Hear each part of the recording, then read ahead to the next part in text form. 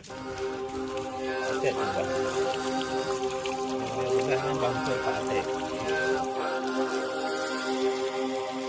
إنما الدنيا فنا ليس لدنيا ثبوت إنما الدنيا فنا ليس لدنيا ثبوت إنما الدنيا كبيت نسجاده العنكبوت إنما الدنيا كبيت نسجاده العنكبوت ولقد يكفيك منها أيها طالب قوت ولقد يكفيك منها أيها الطالب قوت ولعمري عن قليل كل من فيها يموت ولعمري عن قليل كل من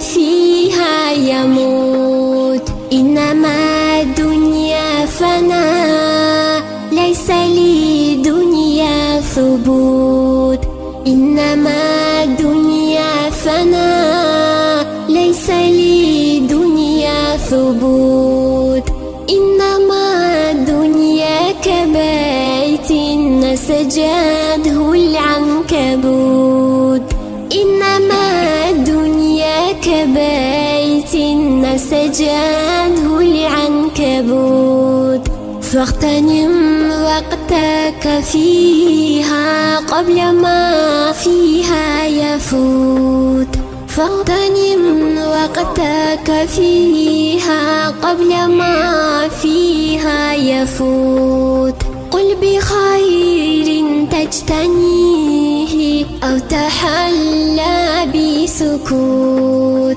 قل بخير تجتنيه أو تحلى بسكوت إنما الدنيا فنا ليس لدنيا ثبوت إنما الدنيا فنا ليس لدنيا ثبوت إنما الدنيا كبيت نسجاده العنكبوت إنما الدنيا كبيت نسجاده العنكبوت memang umum syair tentang kematian ini banyak dijumpai di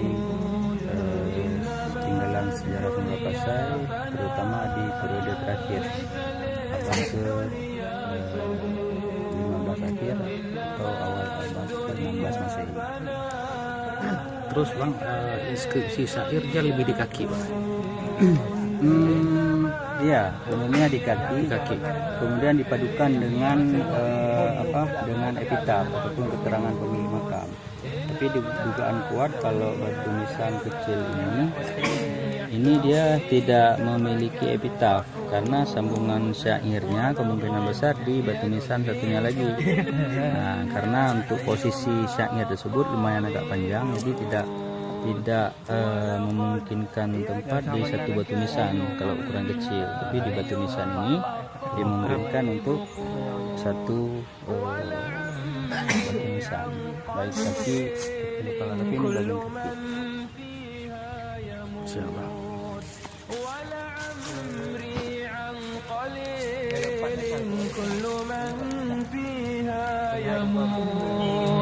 إنما الدنيا فنا ليس للدنيا ثبوت إنما الدنيا كبحر يحتوي سمكا وحوت إنما الدنيا كبحر يحتوي سمكا وحوت فاغتنم وقتك فيها قبل ما فيها يفوت فاغتنم وقتك فيها قبل ما فيها يفوت قل بخير تجتنيه أو تحلى بالسكوت قل بخير تجتنيه أو تحلى بالسكوت